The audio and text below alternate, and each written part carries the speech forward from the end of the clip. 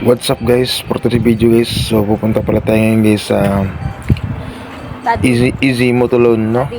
Kung saan natin kinuha yung ating motor. At excited na kami guys na makita yung motor na kinuha ko. Kasama ko yung anak ko at saka yung pinakamaganda kong asawa sa ngayon guys. Siya muna yung cameraman ko dahil so yun na nga guys, dumating na kami dito sa motor na kuhaan namin. So nag-aantay lang muna ako dito sa loob kasi hindi pa na airless yung motor, no. So dito lang muna ako sa loob, nag-aantay muna kami dito sa loob ng asawa ko. Hindi ko alam kung anong oras darating or ma-airless yung motor namin. Kasi dapat yung schedule namin guys is dapat alas 3 pa. So dumating kami dito guys is alauna, no. So sobrang excited kaya napaga kami pagdating. Then syempre nag-prepare na rin ako ng pambayad ng ng motor sa down payment niya, no. Kinuha natin siya guys ng 1 year lang. So yun nga guys, dahil matagal pa dumating, so kumain muna kami ng asawa ko. Kasama ko yung anak ko kasi nagutom na siya. Kumain muna kami sa labas. Pagkatapos namin kumain guys, so yun nga guys, bumalik na naman ulit kami dun sa Easy Motolon, no, kung saan namin kinuha yung motor dahil nantay namin na ma-airless yung ma-airless yung motor. So dito muna kami, palamig muna kami dito.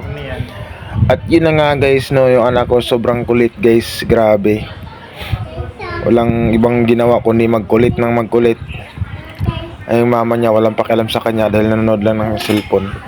At ako naman, ayan, binibidyohan ko siya, wala rin akong magawa habang nag-aantay kami sa motor na na airless. At yun na nga, at dumating na si kuya, no, at inassist niya na tayo para magpirma na sa kontrata natin, no. Parang may parang may-ari ng kumpanya, may kontrata na. So nagpirma na nga kami dito guys dahil maya baka darating na yung motor na kinuha natin na YTX 125. Kinuha ko to guys dahil alam ko na ito ay multipurpose multipurpose siya. Pwede siya gamitin kahit saan. Pwede pang biyahe, pwede pang tricycle yung motor na kinuha natin.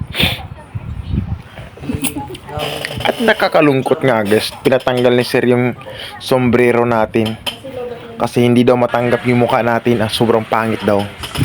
Joke lang. So yun na yung dumating na yung motor natin guys, no. At umpisa nila at chinik na nila yung motor. Ay nako, excited na ba kayo guys? At ako guys, excited na rin ako, no, na maiuwi itong motor na kinuha natin. Gwapo guys, gwapo. Sobrang gwapo niya na YTX. Siguro sa umpisa lang gwapo, pag matagal na yan wala na yan.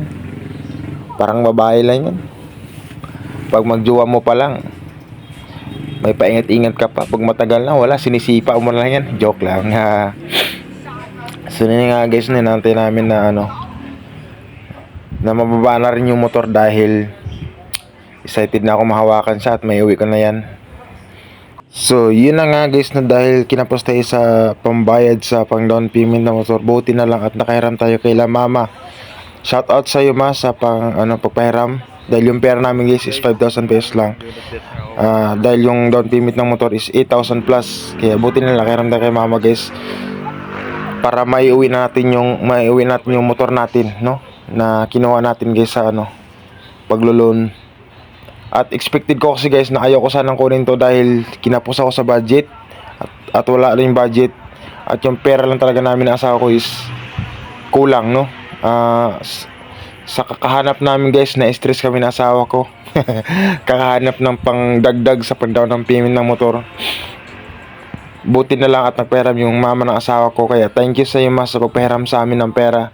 Pero asahan mo, ibabalik namin ng maayos yung pera na hinirap namin sa iyo. At syempre tutubuan din namin yan guys. So yun, ibababa na nila guys yung motor ko. Ay yung motor na ayun, ay naku kuya, baka ma-virginan yan kuya, sinakyan mo. Virgin pa, kintab pa yan oh. Oops, dahan-dahan lang kuya, baka ma-virginan yan. Ako, masakit yan. So, yun yung kinuha kong motor guys dahil alam ko na perfect siya guys. Dahil pwede siya pang tricycle, pang sidecar, pwede rin siya pang biyahe, no? Pwede siya pang manuyuan din, no? Pang long ride. So, maraming purpose siya guys, no? Kung bakit yan ang kinuha ko. Kasi kapag Honda Click guys or anong motor na matic na kukunin ko is pang pogi lang talaga siya. Yung kasing YTX guys is siya pang kalahatan. So yun na guys, na-release na namin yung motor guys at nagpa-picture na rin ako. At syempre sinubukan namin yung motor na Igala. So nandito kami ngayon guys sa Hillsview Real, sa kinagkuhaan namin ng bahay. Ay syempre dahil yung bagong motor kaya gala na natin para makapagpasyal. So hanggang dito na lang guys yung video natin guys. So kung gusto niyo yung video natin guys, so don't forget to like and share guys, no, sa ating mga video guys. So maraming salamat. God bless sa inyong tanan. So yun lang guys. Thank you so much. Aking poging YTX. Yan lang guys.